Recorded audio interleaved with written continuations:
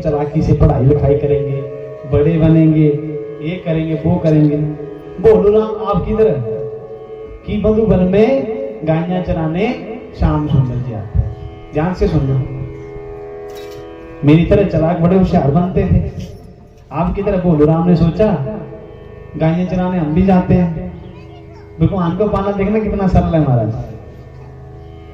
एक दिन गायें चराने गया, उसको याद आ गई कि गुरु जी प्रेम जब सुनाते हैं तो मधुबन यही जंगल है, यहाँ पे श्याम सुंदर जी गायें चराने आया करते हैं। बड़ी श्याम सुंदर की, कृष्ण कन्हैया की।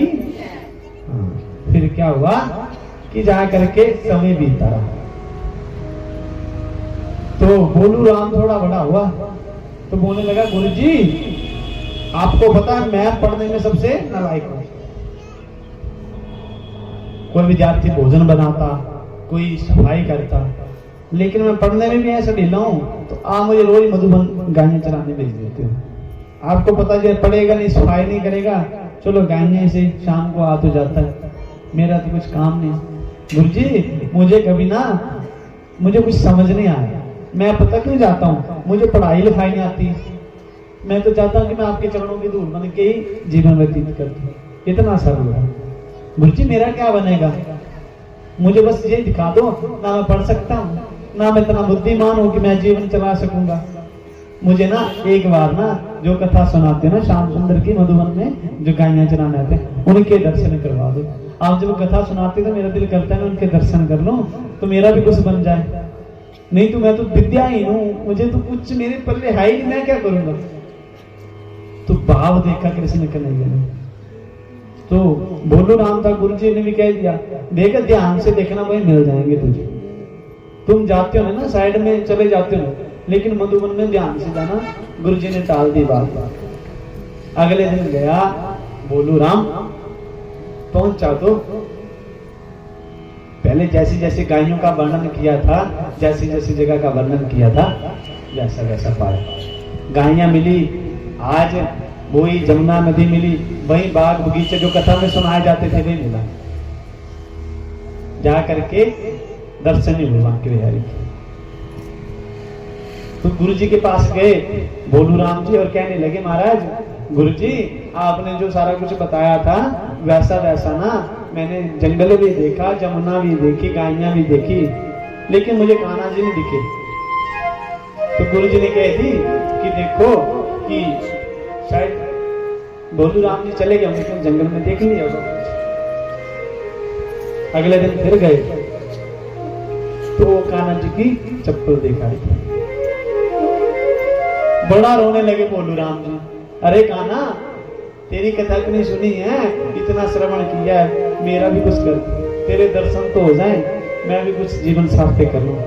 गुरु जी की वाणी में उनको यही पता चलता था कि कान्हा नाम का कोई लड़का उसका कोई दर्शन कर ले, उसकी सद्बुद्धि आ जाती है, उसका कल्याण हो जाता है। महाराज बोलू राम जी गए, जा करके दर्शन कर लिए। बोले कृष्ण कन्हैया लाल की जय। दर्शन हुए तो फिर कृष्ण कन्हैया ने जब दर्शन हुए तो महाराज मित्र बन गए। ज्यादा पता नहीं चला था कि मिलेंगे तो संबोधन करना, वो सृष्टि के पालनहार हैं, कोई नियम नहीं किया। जैसे हम घर से माखन लेकर के आते हैं, कोई कुछ लेकर के आता है, लेकिन मन घर में रखा होता है, मन घर में छोड़ देते हैं तो बात नहीं बनती। मैं बार बार कहता हूँ कि जिसको गुरु की डांट, व्यास गद्दी की डांट बुरी लगती हो, जिस माता पिता की डांट बुरी लगती हो, वो कभी नहीं सुधर सकता। और क्या हुआ आगे सुनो ध्यान से। बोलू राम जी के मित्र बन गए, मित्र बने तो रोज उठना बैठना हो। बोलू राम अपनी मस्ती में आनंद आने लगा। अब तो सुबह गायें ले जाता, जा करके गायें चराता, तो गुरु जी से कह दी कि श्याम सुंदर मेरे बड़े मित्र। तो वो देखने लगे, आनंद देखने लगे, गुरु जी रोने लगे। देखो सच्ची में आपकी बात कान्हा से होती है। जिस ज्ञान की प्राप्ति की भगवान को पाने के लिए, वो बोलू राम को बिना ही ज्ञान के मिल गया, बिना ही किसी नीति से मिल गया। तभी तो बोलते ना, छल चित्र कपटा ना भावा, जो हरि को भजे सो हरि का पावा। महाराज जा करके वो ना गुरु जी से कह दिया। गुरु जी इतना रोए। बोलू राम जी कहने लगे, गुरु जी आपकी कथा सुन के मैं उनको देख पाया, तो मैं क्या वो नहीं, मनोज जी वो पोस्टर को पकड़ो, उड़ गया, तो क्या मैं उनको नहीं पा सकता? भैया मत देखो आप। फिर क्या हुआ, जाकर के गुरु जी आपकी एक कथा से, एक वाणी से अब ठाकुर जी से अगले दिन मिलने गए। देखो तुम्हारी बात की तो गुरु जी रो पड़े। गुरु जी रो पड़े तो जा करके तुम्हें दर्शन देने पड़ेंगे। गुरु जी ने सख्त आदेश दिया है कि उनको लेकर के आना। कान्हा ने कहा, देख मित्र मैं तेरा हूं, मैंने किसी का ठेका नहीं ले रखा, मैंने किसी को मनाने का ठेका नहीं ले रखा हूं। मैं जिसके हृदय में जाना चाहता हूं उसी के हृदय में जाऊंगा। चाहे जहां पे 300 बैठे तो भगवान ने एक को देखना तो उसी को देखना, सब देखते रह जाएंगे दादी, वो अपनी मस्ती में रहेगा। फिर क्या हुआ, जाकर के मैया कान्हा से लड़ाई कर दी। देखो जिन गुरुओं के चरण पकड़ के तुम्हें आना पड़ा, मैं तुम्हारा त्याग कर सकता हूं, लेकिन व्यास गति माता पिता और गुरु का त्याग कभी नहीं कर सकते। इनकी निंदा जो स्वयं झेल लेते हैं, व्यास गति माता पिता गुरु की निंदा कभी नहीं झेल पाते। हम नहीं कि हम विराजमान है, मेरा कोई स्थान नहीं है, जो व्यास मंच है, व्यास स्थान है, व्यास हम नहीं, सब व्यास ही जो कथा करते हैं हमारे। फिर क्या हुआ कि जा करके प्रभु जी उन्होंने कहा दिया, कान्हा मित्र तुम मेरे हो, सखा तुम, सखा मैंने मित्र, सखा जो कभी ना, ये इंग्लिश के शब्द नहीं, फ्रेंड सुन ले, सखा मानो जो सखा है, इससे हर बात की जा सके, ब्रज की भाषा है सखा।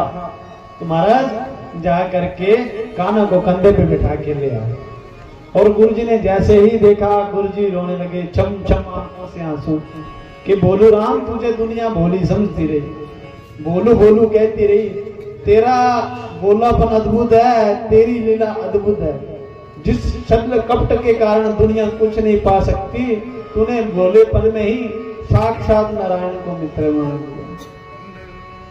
भैया हम सुदामा है, आप हमारे कृष्ण हैं, क्यों है?